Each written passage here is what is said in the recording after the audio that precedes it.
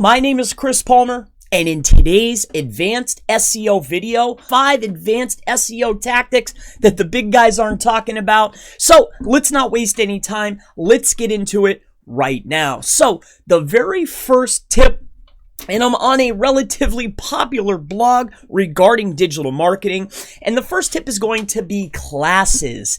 Have you ever noticed that there's been particular pages that maybe you're in competition with, and you're looking at the page and you can't figure out how they're ranking for particular keywords?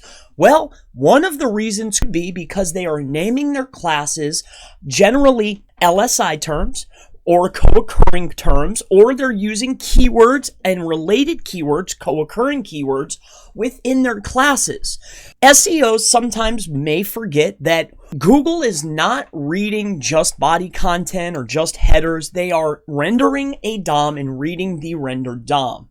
So they are taking into account every single piece of content that's on a page. So as you see here, I've highlighted on this popular blog, and if you start scrolling through, a lot of them will be normal, but a lot of them are named particular keywords that could be semantically related to this particular keyword that we're targeting here on the blog.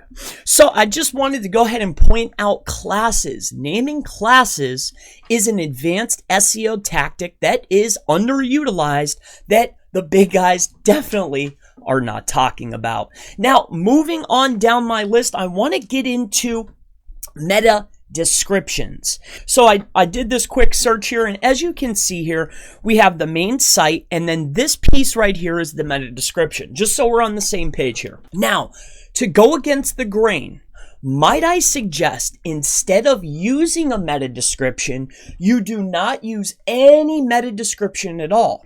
And why I'm saying this is past clients and have came to find out that meta descriptions could be a main reason for over-optimization and keyword cannibalization. So if you're having a problem with a particular page, all right, this is the advanced SEO tip. Might I suggest stripping the meta description, because remember, Google is reading all the content on a page. So maybe strip out the meta description and you could see a bump in your rankings because you're forcing Google to read everything. They're reading that meta description and applying it to that page. So when you're putting keywords inside of the description, it could be hurting your page for optimization levels. Now, there's a caveat to this. And if you're having a page that is receiving a lot of traffic, customize a meta description because you're going to get more clicks. So the tip here is strip away the meta description if you're having trouble ranking a page, but if it is already ranking, edit it so you can get a higher conversion rate. But this particular tip, I'm not hearing any of the bigger guys talking about taking out your meta description totally. Now, on the same note of meta description, I made videos about this a year ago, is doubling up your meta description. Now, with common tools that are being used by CMSs such as WordPress, along with many others, these plugins are telling you green light, red light, whatever the case is. But instead of writing whatever it is today, a X300, well, what if there's different types of people, different types of searcher intent, different ways that people can find your content? What if you were writing a much longer meta description, right? So you could appease to multiple different types of people. I've made dedicated videos to this, but I wanted to add it into the advanced SEO tips guide today. Now, along with the title, as you can see here, all right, as we're using this description here, the main title is here. Now, Google is only going to showcase a certain amount of characters within a title. However, a title that you can actually increase the amount of words inside of your title, so you can make this longer to potentially show up for even more key terms. So that's going to be tip number 3. Now let's go ahead and get into our very next tip. And have you ever noticed that they'll have a web page and it's got a lot of content on it? We'll say maybe 2,000 words. It's got their images. Everything is perfect. But you're doing an analysis of the page and you come to find out matches of the keyword on their page only one time, but their ranking and the average for the SERP is much higher. How are they doing it?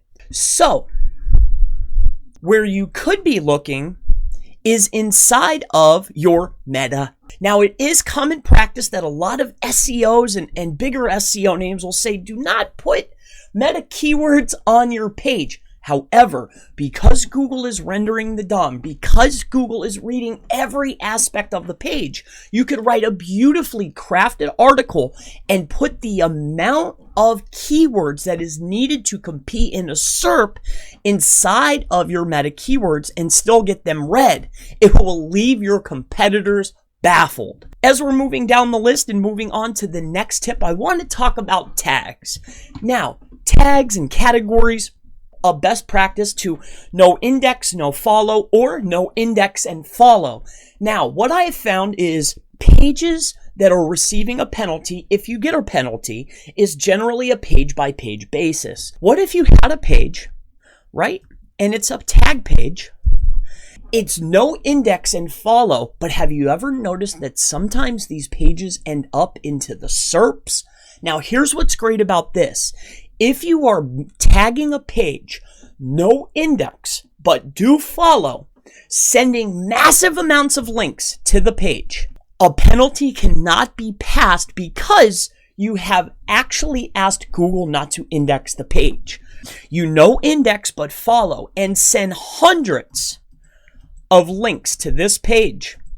It cannot be penalized because it has been tagged no index. If they decide to index it, it's still going to pass power and it's still indexed. That's on Google. And the next tip is going to be doing searches. You have a page, you're doing a competitive analysis of the page. Now, it may, for the H1 and also the title, right? It may have the keyword inside of it. Okay, fine. Great two places to have it. URL, H1, right? Title. That's fine. But the SERP average is much higher and all of the other top ranking pages are above.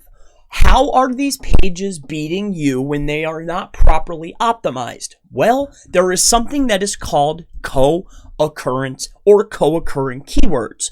Co-occurring keywords are very, very similar to LSI keywords, but these are words that are commonly coming up after another set of words. It's called co-occurrence. Very similar to LSI in a way. So what I have found from doing analysis and doing SEO is pages that are using LSI and using co-occurring words that are generally coming up when talking about certain subjects or keywords, these pages are likely higher to rank, and I've seen in multiple cases where they're only using co-occurring words in LSI and they're outranking other pages that are properly optimized. So this is going to wrap up my advanced SEO tips. This video, I covered as many tips as I could. Classes, meta descriptions, doubling your meta descriptions, doubling your titles, using co-occurring words. The list goes on. I wanted to share some advanced SEO tips with you that I know not a lot of SEOs are sharing. My name is Chris Palmer. If you have any questions about SEO, advanced SEO, if you need some advanced SEO tips, anything at all, please feel free to leave it in the comments below, and I look forward to seeing you in the next Advanced SEO Tips video. Have a wonderful day.